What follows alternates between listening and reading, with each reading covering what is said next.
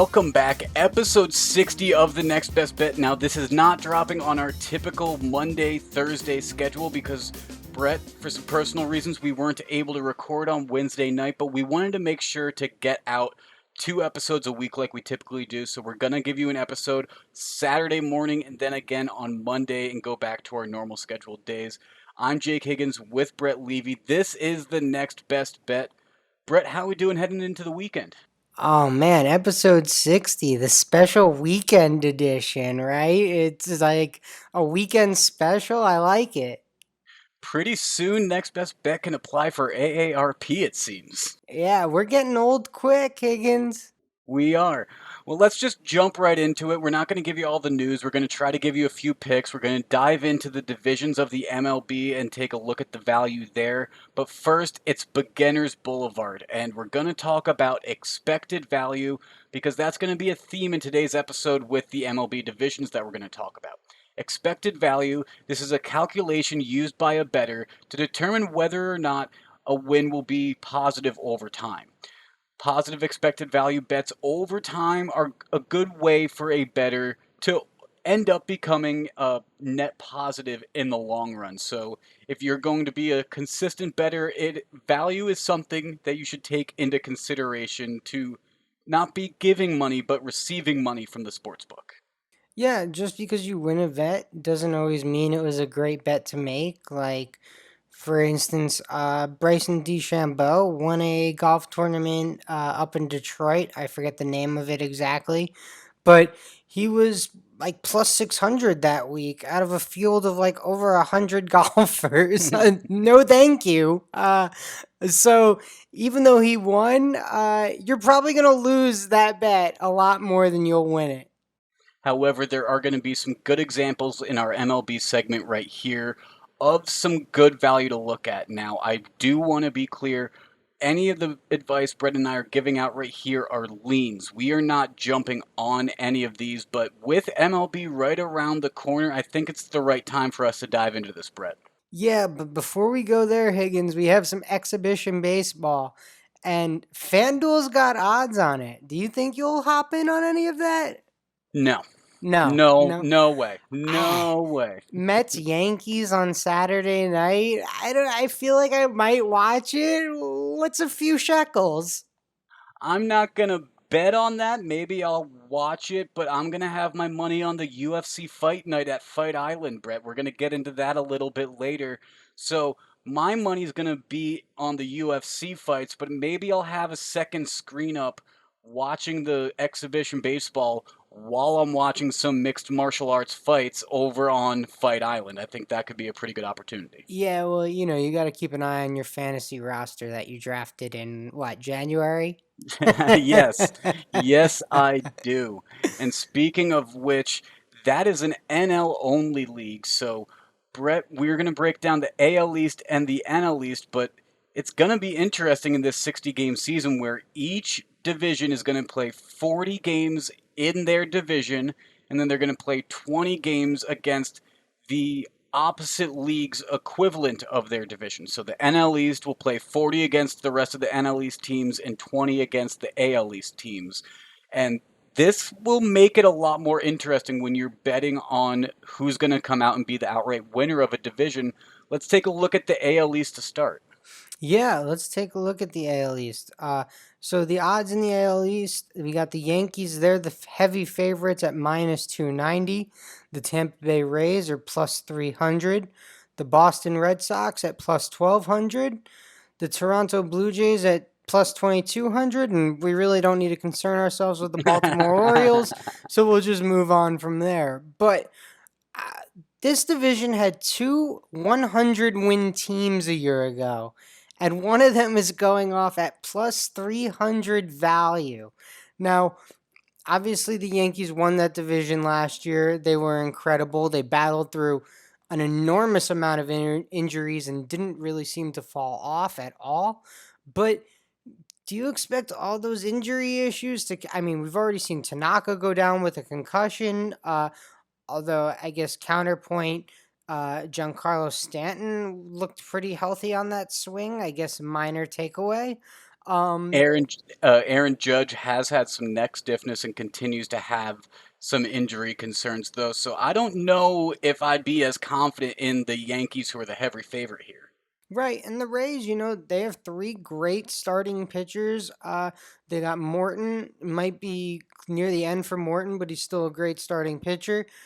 Blake Snell's a top tier pitcher, and Glasnow, who is an up and coming top tier pitcher as well. So you got three aces. You got a strong bullpen.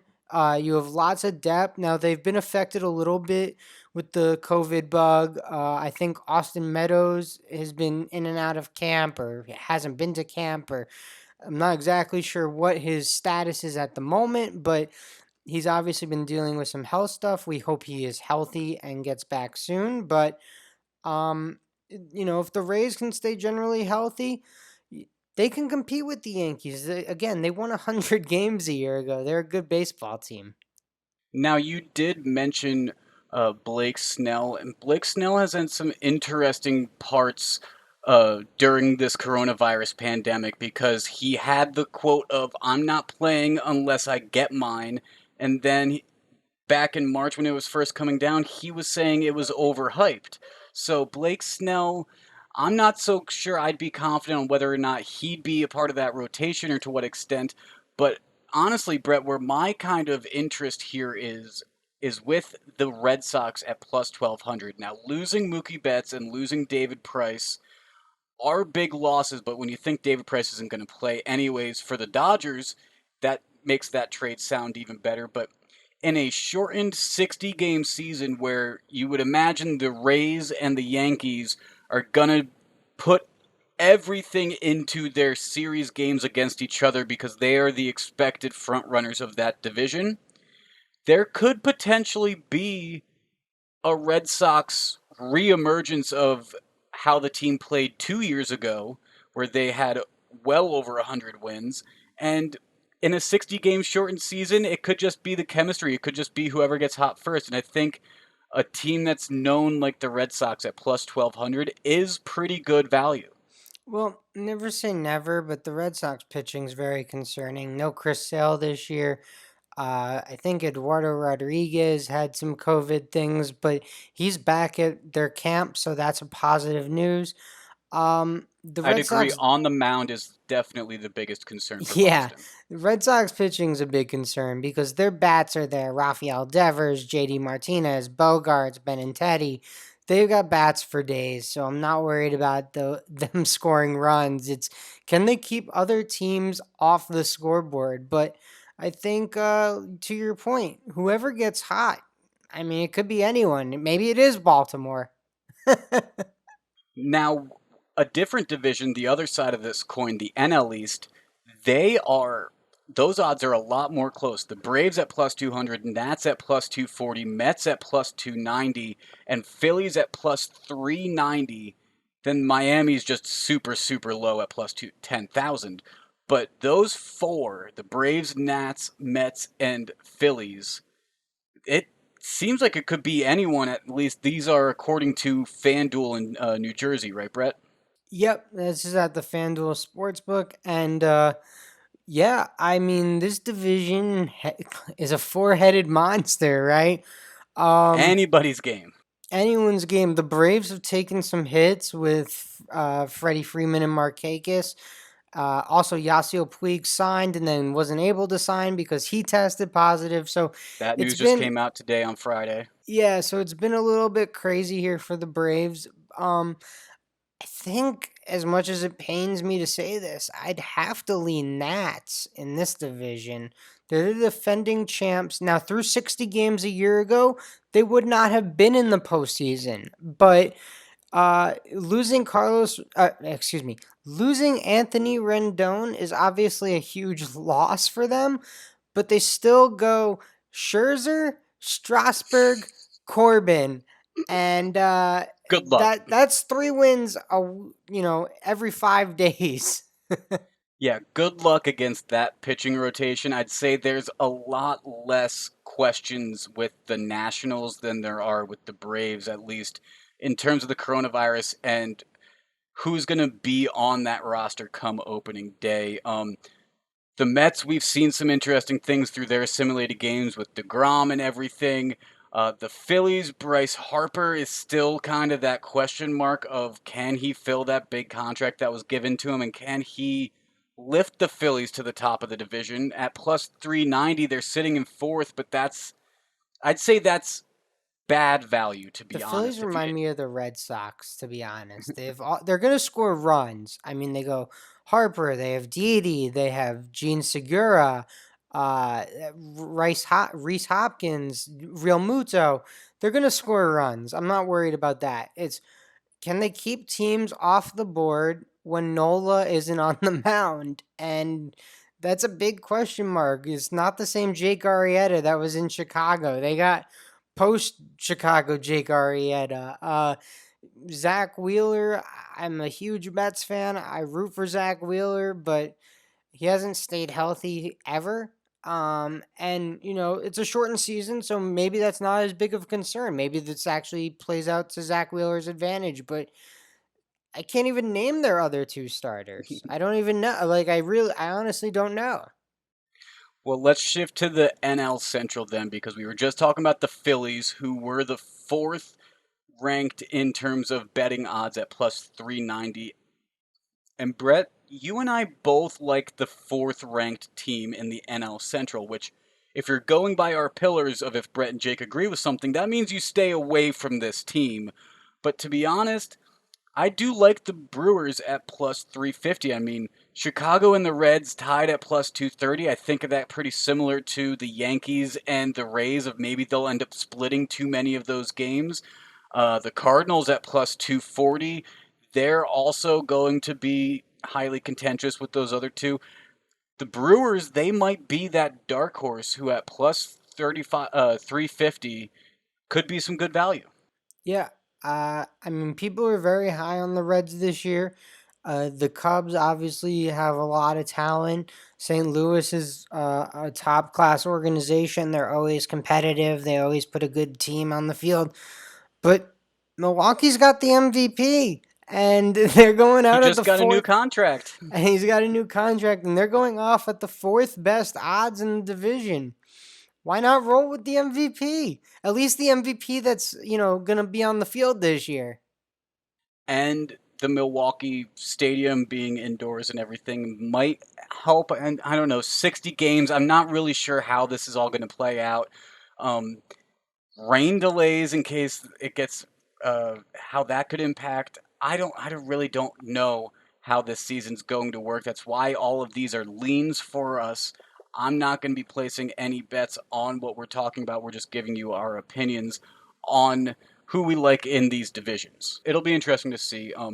The AL Central, Brett.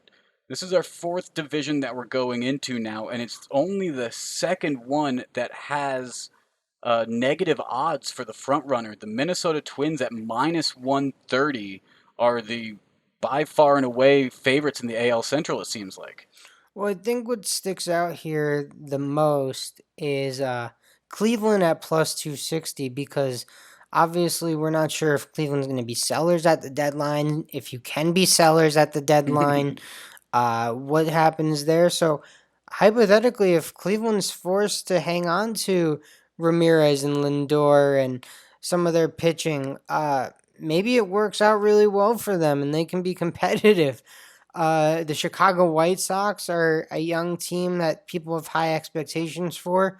Maybe the Michael Kopech news over the last week slows some people down on betting KC or Chicago, excuse me.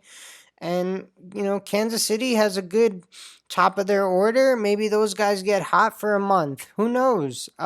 This division's interesting. I didn't really have a strong take here. I don't really feel so confident in any of these teams to be competing for a title this year.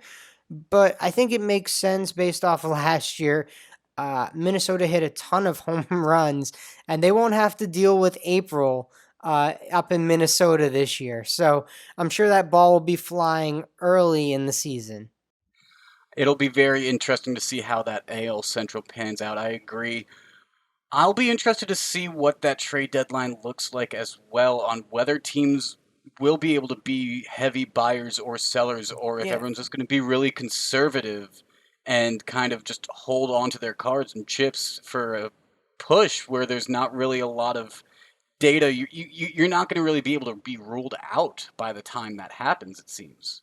Yeah, the deadline's going to be very interesting this year. I'm not sure what to expect. There could be a lot of movement, there could be no movement.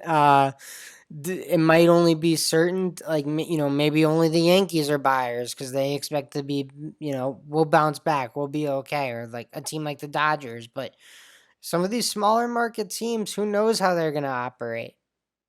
Yes, but and last in the MLB will be the two Western divisions, the AL West. Brett, you and I differ here, and I'll be fair.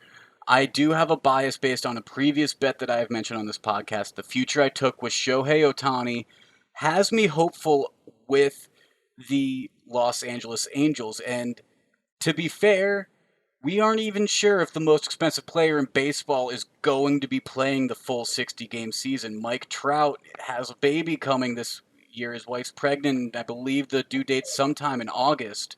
So that'll be interesting to see. But third in the division, plus 500 odds. I kind of like that with the Angels. Good luck, Higgins.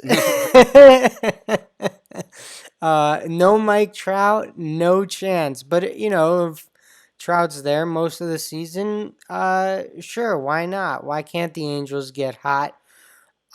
They tried to add some arms to their rotation. We'll see what happens with that. They definitely added Anthony Rendon, who's another bat to go along with Mike Trout, so that's good. But the team I kind of think has a lot of value here is the Texas Rangers. Lance Lynn is going to be their opening day starter, but they also have Corey Kluber in that rotation. Miners in that rotation as well. They have Joey Gallo. They have some good bats. So I think Texas is a team over 60 games. If they hit a lot of home runs, if those bats are hot, they might have enough in that starting rotation to surprise some teams here. I don't know if I really think Texas is going to win this division. I think Houston and Oakland are really good teams, but I think that number plus 1,800, that's a really good number for the Texas Rangers. The biggest thing that worries me about the Rangers, though, is Elvis Andrews doesn't have his lucky bald head to rub.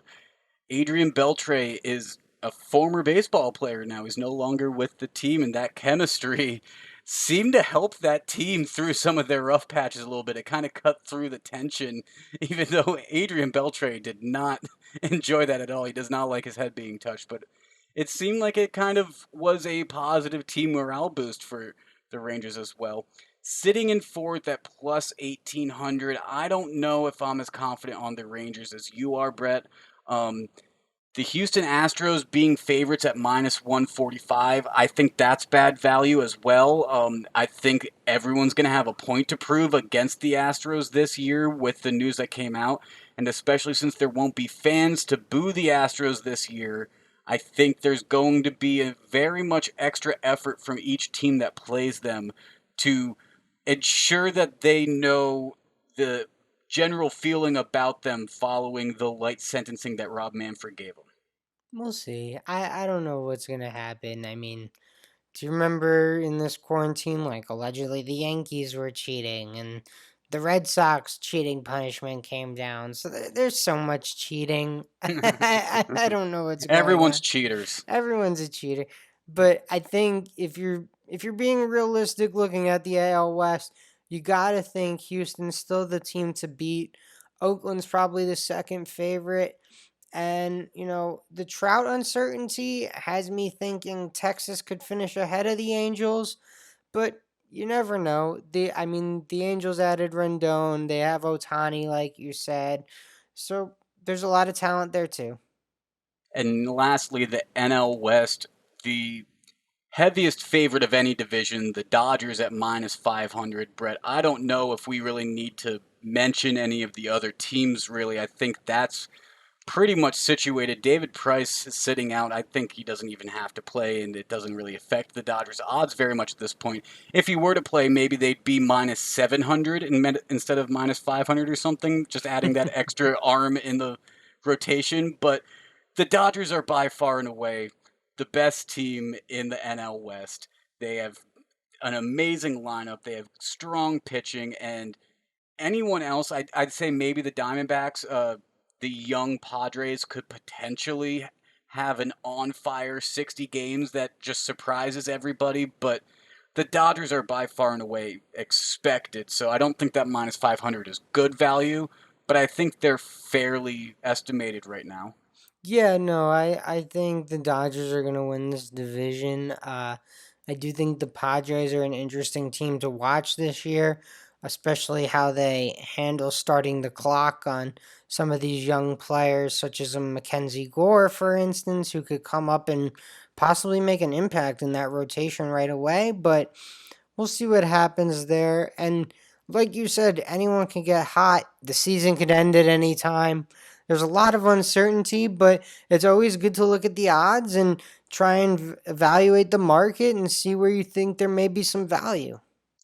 Anyone can get hot. You never know what happens in terms of coronavirus, in terms of trades, in terms of injuries.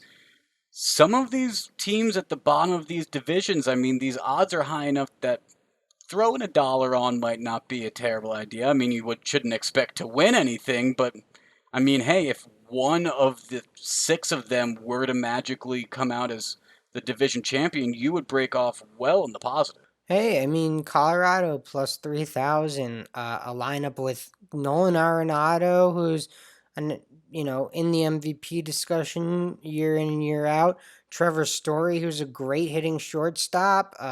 You have Charlie Blackmon, who's a good player. Daniel Murphy, who obviously people know about him.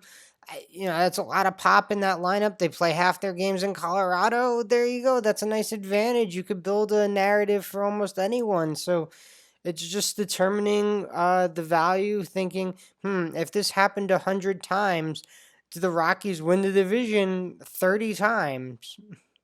Well, if you are interested in betting on some of these divisions, Brett did mention Mets versus Yankees on Saturday. Some exhibition games will be going on. Maybe test the water for some individual game bets, or maybe just use it as purely some scouting to see how some of these teams are preparing or looking heading into this shortened season. But I think, regardless, if the season does go off without a hitch and happens in full in terms of the 60 games and the playoffs, it's it could be anyone's race, to be honest, Brett. With it being this shortened league, it's almost like a college season at this point. You get hot, there's not a lot of time to wait for that team to cool off in a sense. So it'll be very interesting to see with the MLB. But let's move into some of these other leagues. I mean, there's some news in the NBA with their bubble going on. Yeah, lots of news in the NBA bubble. Zion Williamson leaving. Eric Bledsoe isn't there. I'm not sure where you want to start here, but I think the Zion news might make sense since the Jazz Pelicans game is the first game of the NBA return. And 14 days before we're about to start, Zion Williamson had a family emergency. First and foremost, we hope everything is okay with his family. But as a sports gambling and fantasy podcast, we're going to evaluate how this may affect the Pelicans, and that's a Who are big currently sitting loss in for the 10th. Pelicans if he is not back.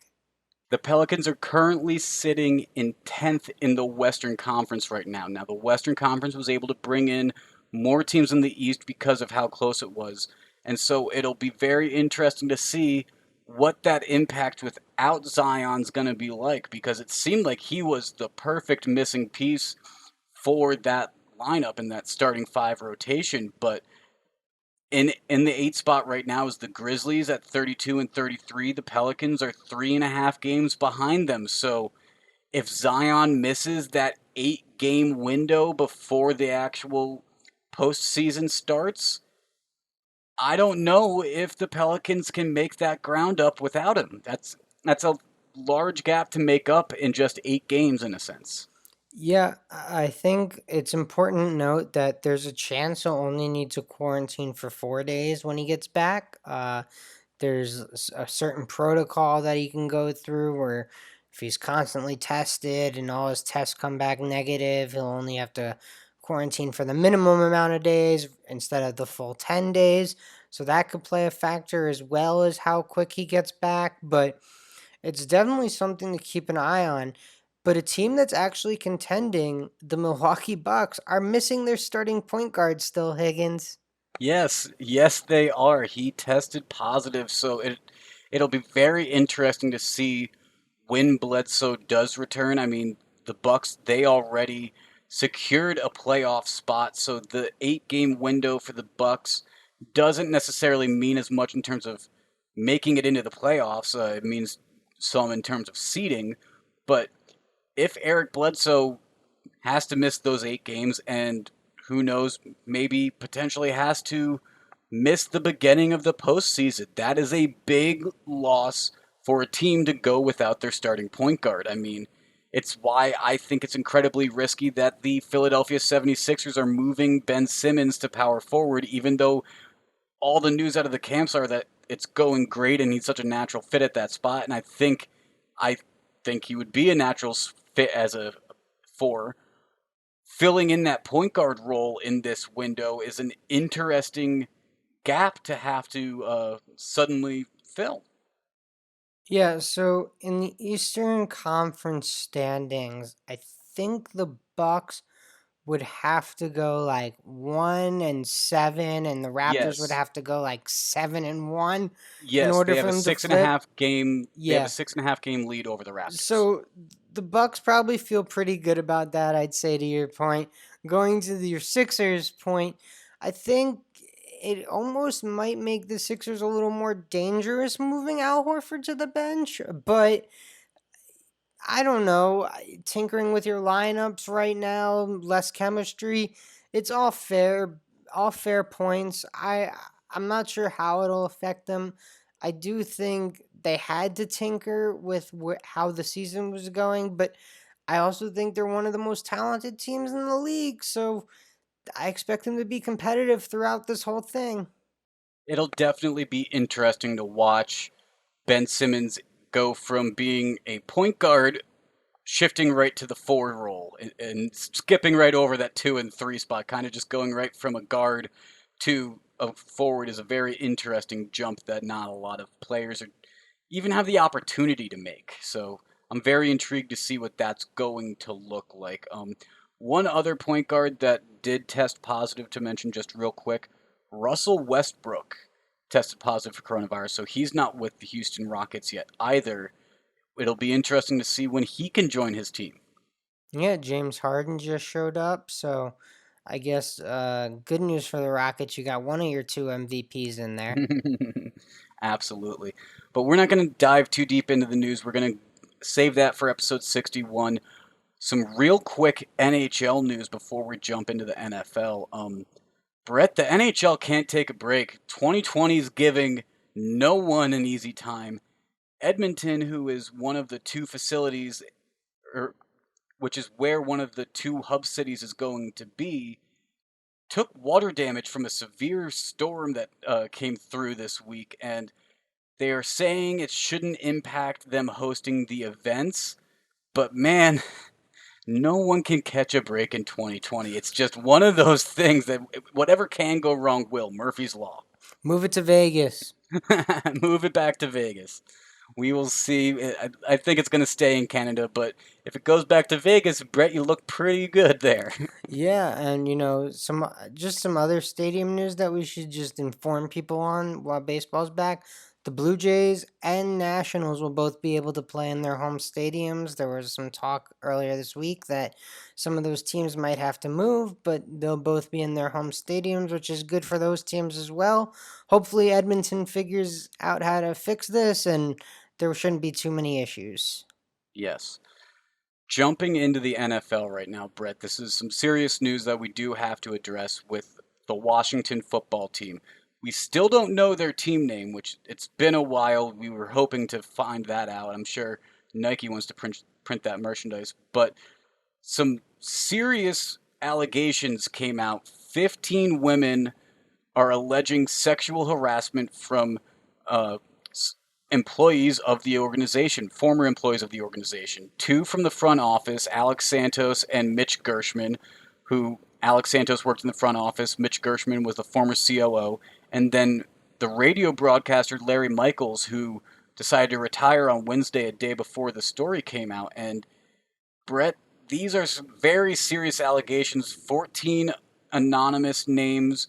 Rhiannon Walker from The Athletic is the one name that we do know. She penned a excellent article that came out today explaining her experience of what happened and sharing her story. And it is disgusting, severe allegations that are coming out against these three men. Yeah, this is not a good look for the Washington football team, and I know they're launching an investigation into all of it, so hopefully this won't ever happen again. But yeah, you mentioned it. 15 people coming out, s- ex- saying sexual harassment occurred within their walls. That is not good for your organization, Higgins. It's reporters that covered the team. It's female employees that worked for the organization. I mean, it's both inside and outside of the work dynamic of that organization. Deeply troubling. It's why there was a DC attorney that was hired by Dan Snyder and ownership to do a full organizational review and kind of analyze the structure of what's been going on.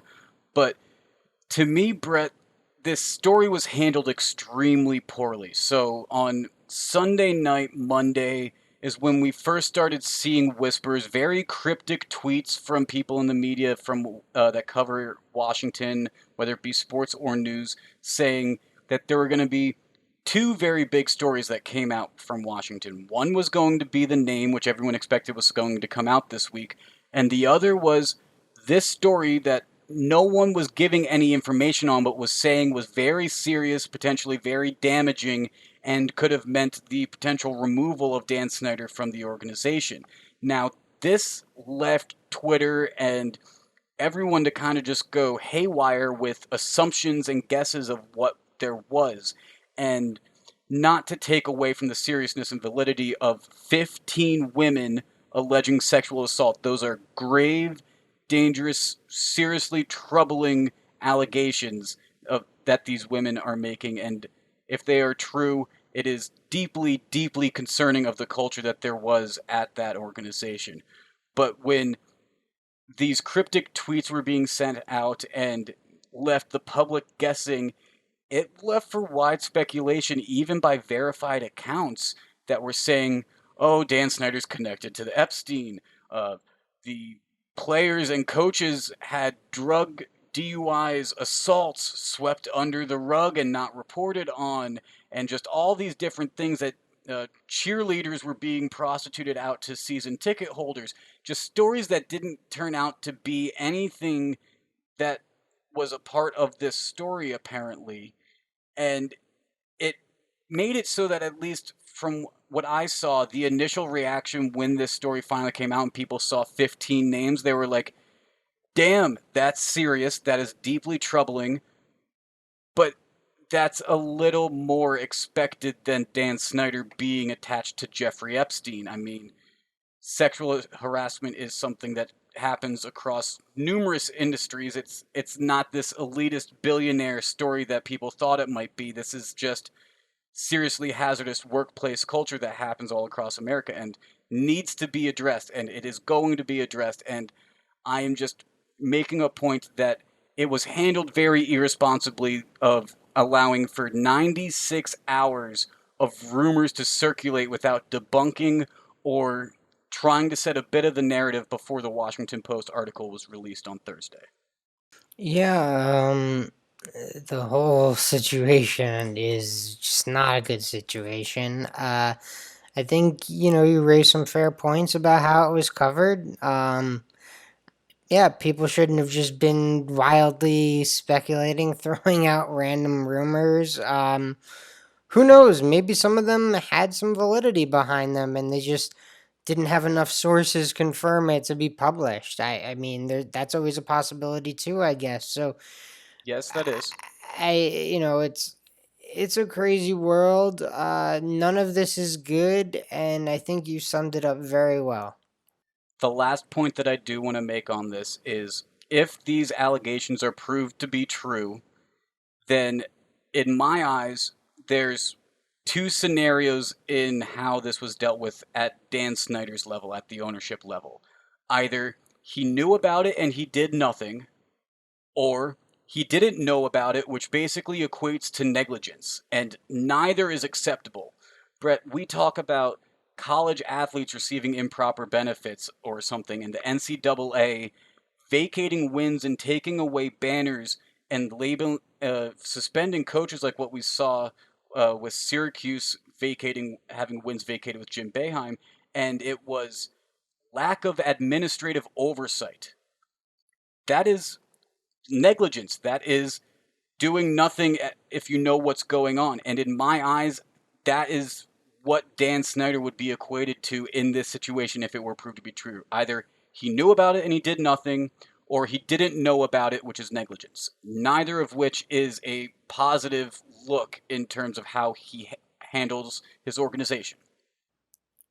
Yeah, I mean, I would definitely, if I was Dan Snyder, I would look and see how Mark Cuban dealt with this with Dallas, Mm-hmm. and I think he did a great job in terms of they now have a female CEO. He is much more involved in the day to day operations. He made big donations to organizations that help fight these problems, and I think that's what Dan Snyder's gonna eventually have to do, and I think I can't imagine anyone would know about this and be okay with it, but I can't speak for other people. So I just know that if I was in his shoes and I knew anything about this, like I would do everything in my power to make sure that this was not happening in between my walls.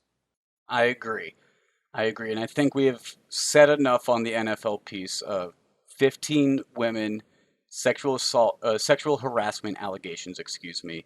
And as more information comes to light, as I'm sure it will in the coming days and weeks and months, I'm sure we will end up talking about this again as it comes back up in the news. But Brett, before we head out of here, let's talk about what is going on this weekend in sports because there is some stuff going on. We mentioned the MLB exhibition games.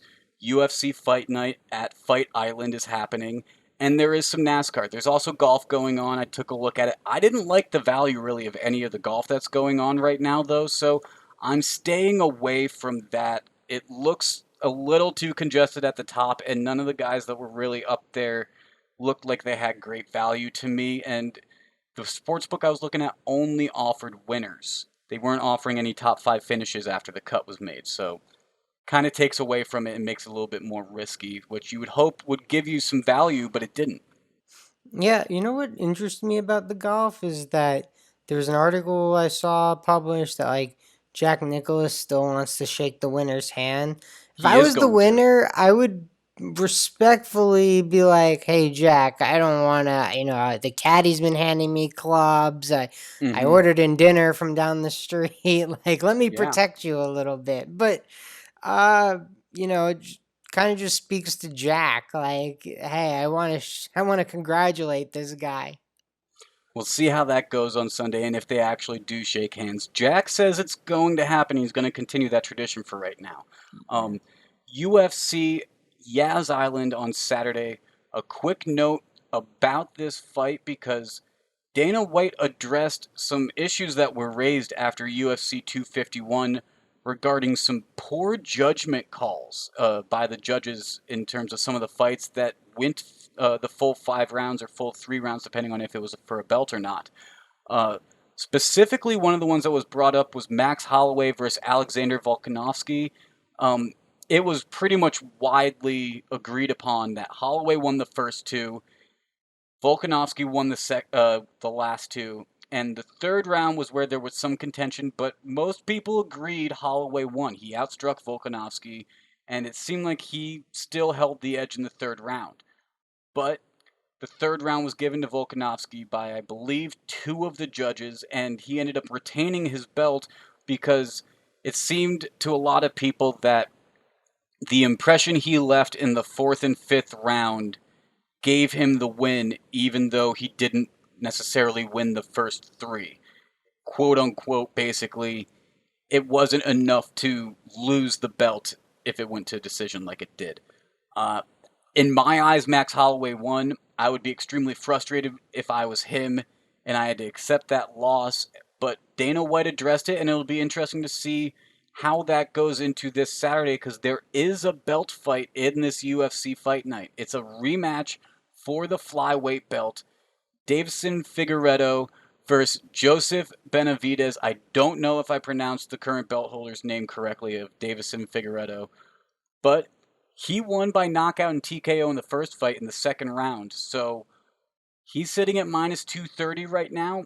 I like him, Brett, and I'm going to parlay him with the other flyweight fight, which is between Askar Askarov and Alexandre Pantoja. And Pantoja lost to Figueredo 2 fights ago by unanimous decision. It went the full 3 rounds, and then he came back and he got a win in the first round.